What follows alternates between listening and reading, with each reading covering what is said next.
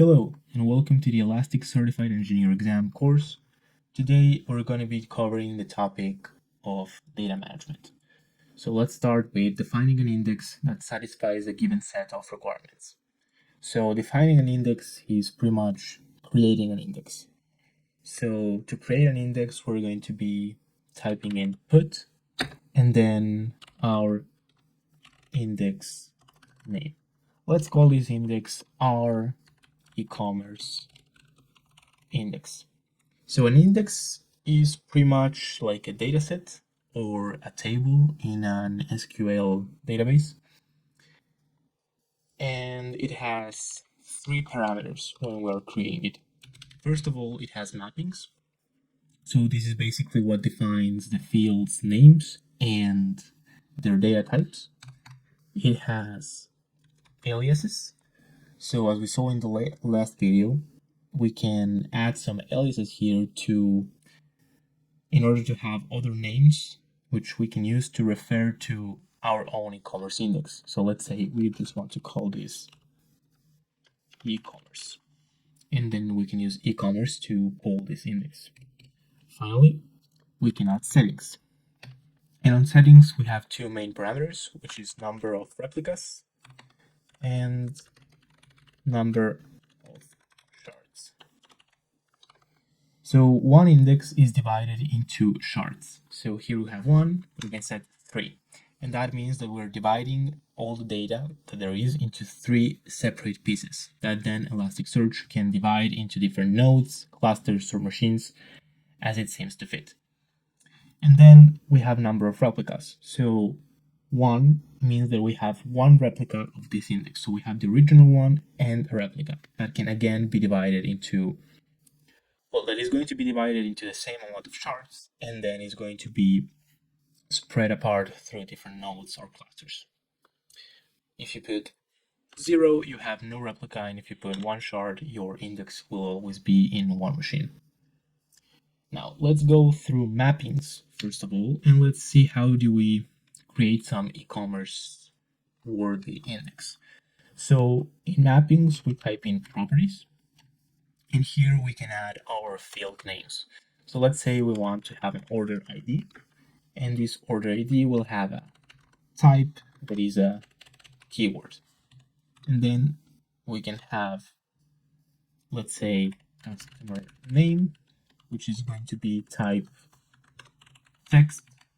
And finally, we're going to be having some order date, which is going to be type date. If you want to see all the different data types, you can go to the Elasticsearch documentation and type data types, and you see your available options. Remember that you can always access the documentation during the exam. Now, as we saw in the data sample, like the sample data that Elasticsearch gives us, we had products, but products were actually an array of products. And also products had sub-values between them. You had product.name, product.price, and so on.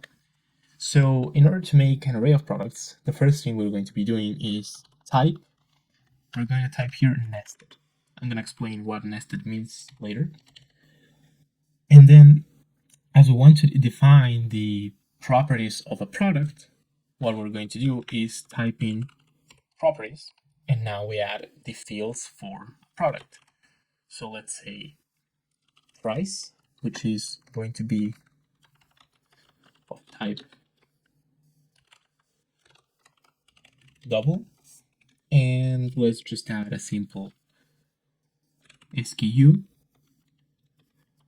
which is going to be of type keyword. And let's add a name as well. So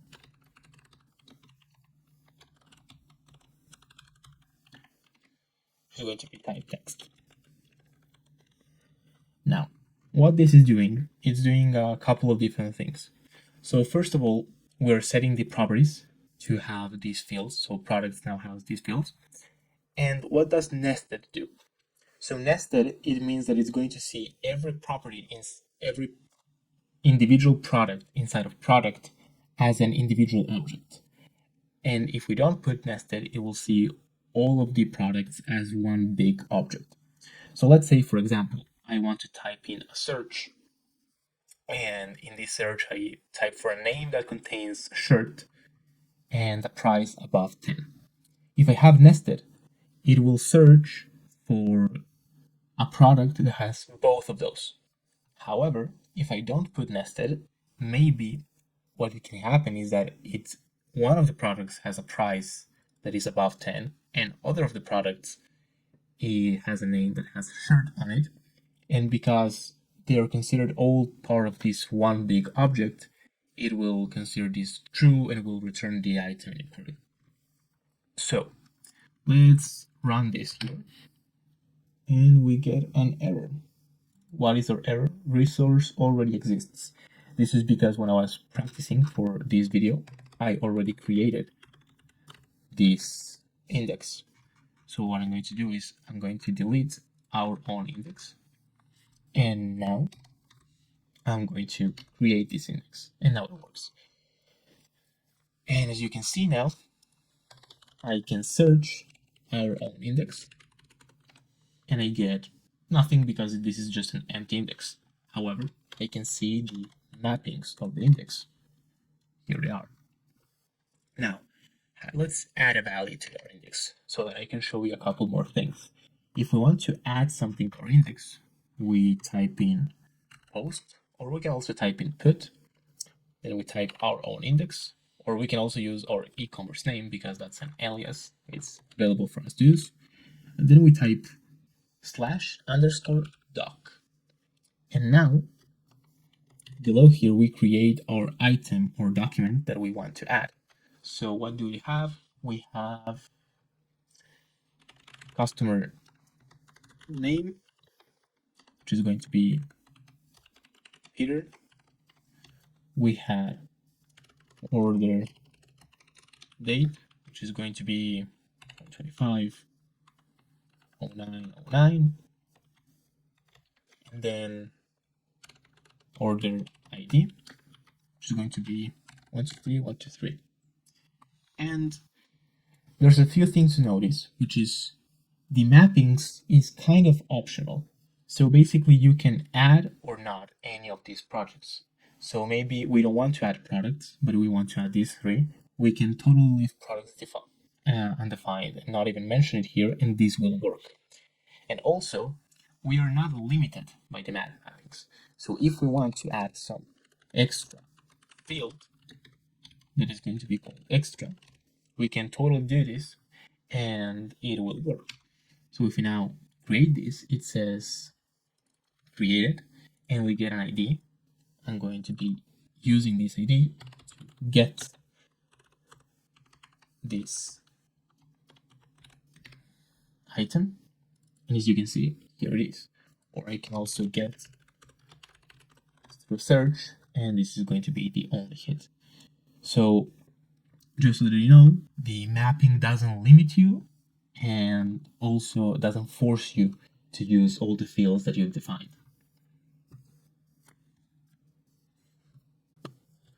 Next, we're going to be working with templates. So we're going to cover these define and use a dynamic template, as well as define an index template that creates a data stream. We're going to be covering these 2 points and component templates as well, which are part of index templates.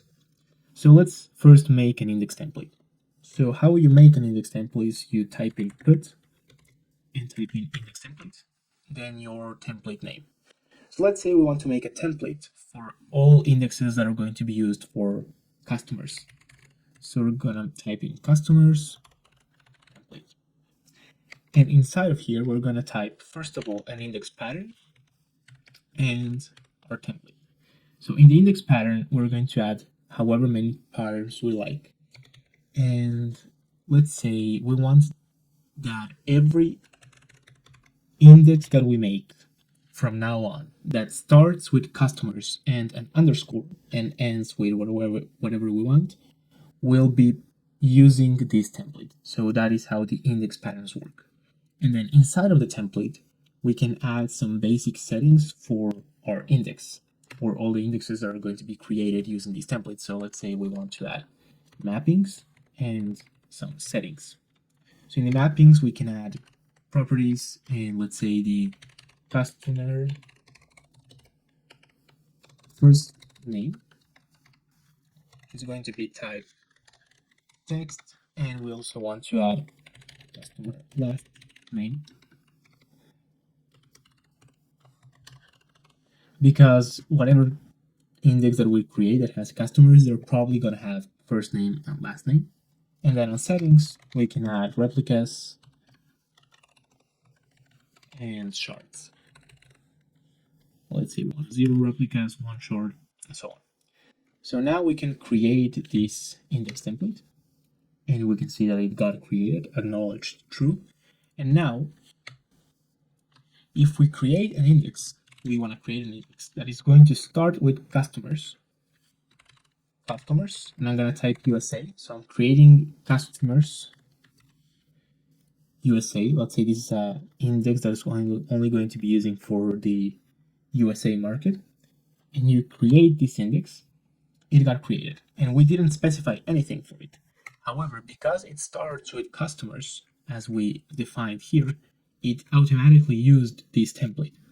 So if we get the customers USA and we search for the mappings, you'll see that it already has customer first name and customer last name. And if you don't believe me, because it was already there before the video, let's say customers Europe,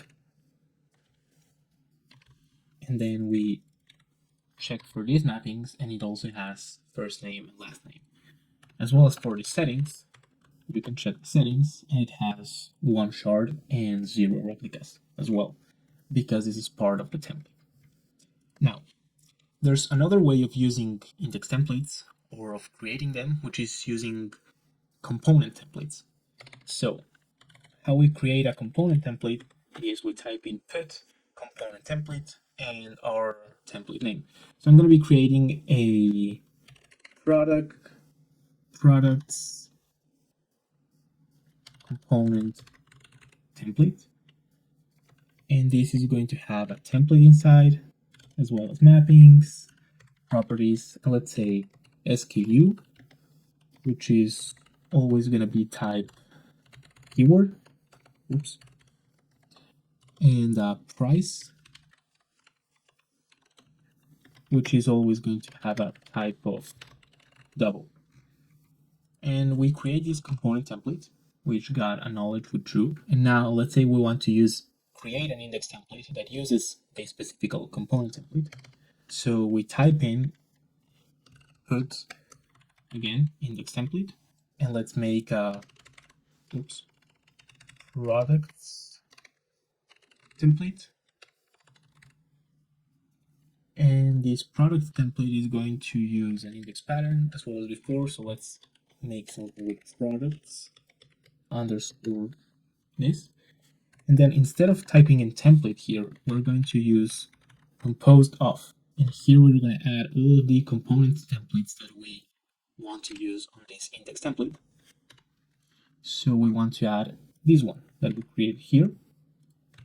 We type in that, then we created another index template that uses our component template. And now, if we want to create an index for products, we can do put products 2027, if how many tries I've done for this video. We create this index, and if we get products 2027 and we search for the mappings, we're going to get that it has price and SKU. So now we learn how to create index templates and component templates that you can use on them. Now, let's clear all this, and we're going to go through dynamic templates. So dynamic templates are created inside of indexes. So let's create a dynamic template testing index. So this is the index that we're going to use to test our dynamic templates. So dynamic templates are created inside of mappings, and specifically like this. However, as you can see, it does not autocomplete. So during the exam, what you want to do is go to the documentation like this and search for dynamic templates and click here, and you can go here and basically copy and paste this. And I recommend you to do this because that way you get no typos and you can just edit it to whatever requirements are given in the exam. So what is a dynamic template? Here we have strings as IP. This is the name of the dynamic template. You can add more of these. As you can see, this is an array. And you can choose whatever name you want. Then what does it do? It gets every value that is a string where the field name starts with IP. You can choose what data type and you can choose what is going to match. And it transforms it into a data type of IP. So basically, let's make our own, which is going to be ID as keyword. And this is going to match all of the strings that, in our case, end with an underscore ID. And it's going to convert them all to a keyword. And now we have runtime, but we can also change this to be mapping. These work in different ways. So runtime is going to, during every query, it will convert all of these strings into keywords. However, it will not store the data as a keyword. It will be just during the runtime of the queries. However, if you type in mapping, it will store the data as a keyword in the index permanently. So let's try to work with mapping and create this index. So this index is now created, and we can check if it has the dynamic template created by dynamic templates mapping. And we can see that in the mappings, we have our template over here. So let's create something inside of here. So let's post onto our dynamic template index and type in doc. And then let's create something that has, let's say, name. And the name is going to be Peter. So we created this Peter entry. And if we get now the dynamic template index, the mappings, we can see that now it has properties, name, and the name is type text. However, if this name has an ID at the end, now it's going to match our defined string, and we create another entity, so we're just creating stuff. It doesn't matter that it's the same name Peter. We create another thing, and now we get the mapping. Now our template has properties name and also name ID. And name ID, as you can see, I typed in Peter, but it got transformed into a keyword because of this dynamic template. And that is pretty much everything you need to know about dynamic templates. Now, finally, that we got all of this done, we're going to be going through creating an index template that creates a new data stream. So we first create an index template, just as we did before. I'm going to call it data stream template, and this is going to have the before and next pattern that we're going to call data stream index. And now, in order for this index template to create a data stream, it has to have two main points. First of all, it has to have a data stream. Pretty simple, straightforward. You can delete anything that is inside of that. That's not necessary for the exam. And then after that, you need to have a template that's going to have mappings, properties, and you need to create a property that is going to be called at timestamp, that is going to be type date. And those are the two requirements for this index template to create a valid data stream. So when we create this, it says acknowledge true, and then we use it to create an index. However, creating a regular index will fail because this is a data stream now. So let me show you just to demonstrate how it fails. Data stream index. I already have that one, so let's say 2. And you cannot, because you cannot create an index with this name because it matches a template that is for data streams only. So it tells us to use a data stream API instead. Therefore, you need to put underscore data stream and then your index name that matches the pattern. So data stream index 2. And now this got created. Also, if you want to delete this, you need to use the data stream. Well, if you just do this, it will fail because it is a data stream. So you need to add here data stream, and now it works. So for putting the index and deleting it, you need to add data stream. However, now we just created it again. However, for getting data, so getting data or posting data, like creating data, you don't need to add the underscore data stream before. So let's create some data for this index. Let's create a doc, then we want to add a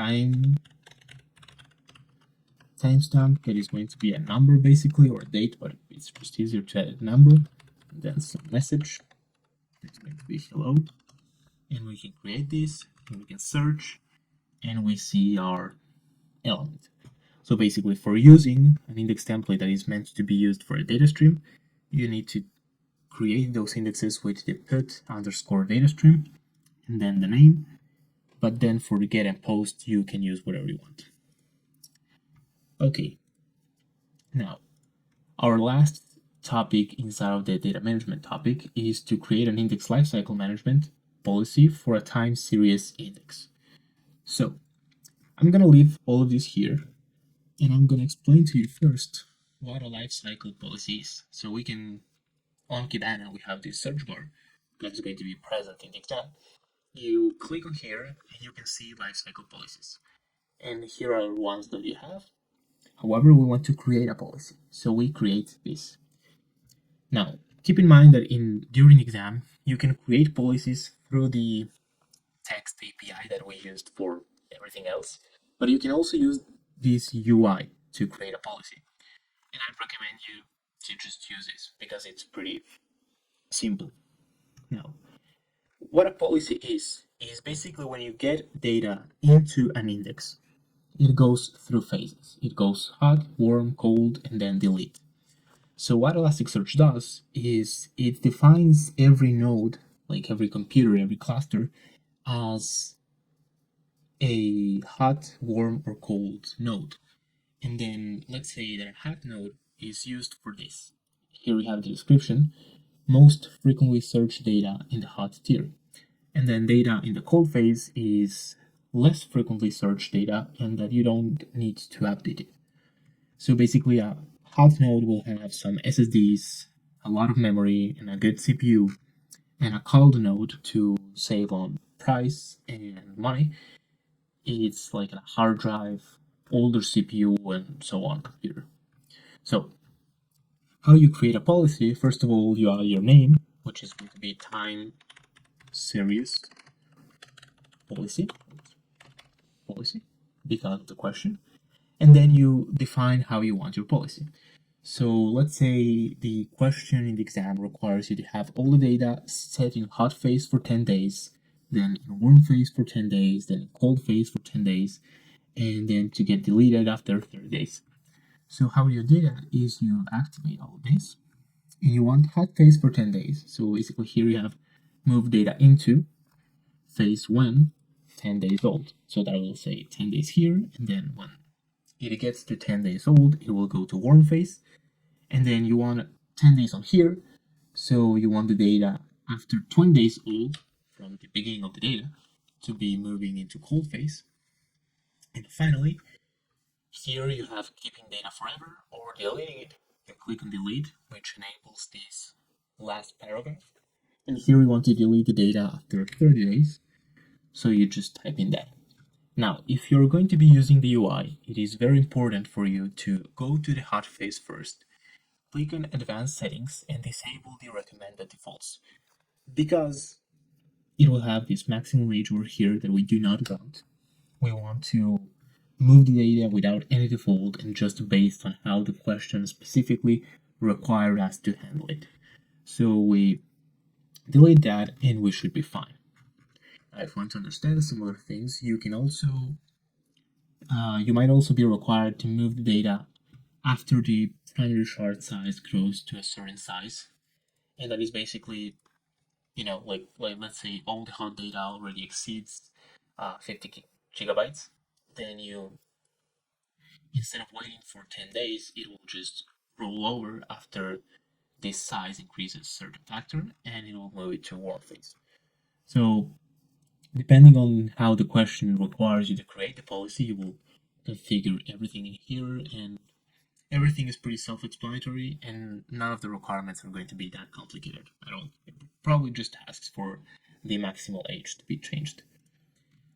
Finally, in order to create this policy, you can either click here on Save Policy, or click here on Show Request, and it creates the JSON element and request that you can just copy and paste and type into the DevTools in order to do that.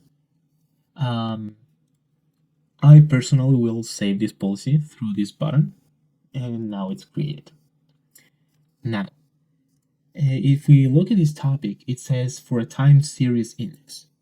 When getting questions in the exam, you're probably going to get exactly what lifecycle management policy you need.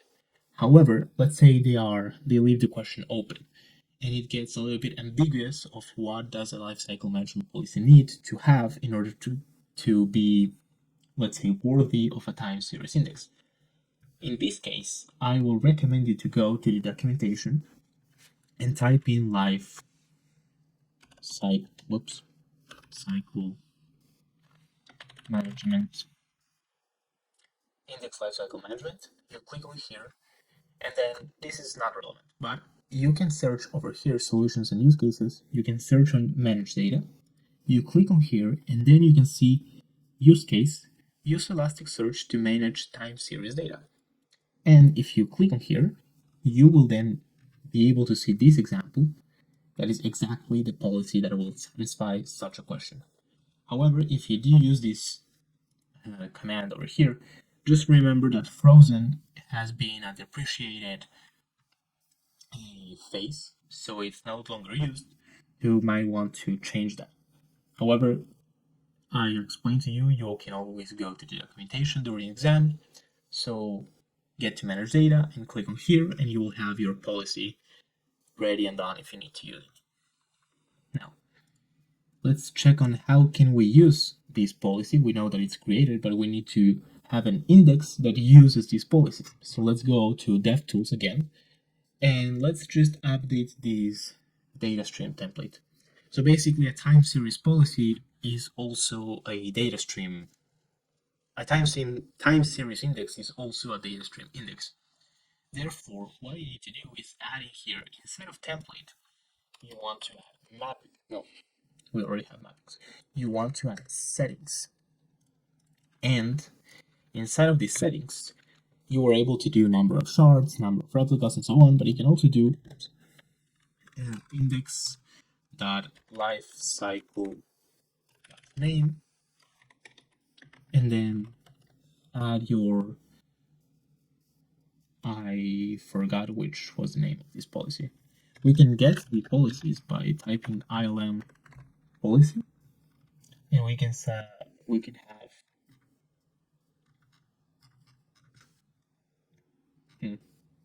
we have a lot of default policies, so let's just go to policies again and check for the name of the policy. So it was time series policy. So we go there, and we go to DevTools again, and we add this time series policy name. However, I believe this, because we already have an index that is using this, it will fail. So let me just delete everything first. So delete index temp.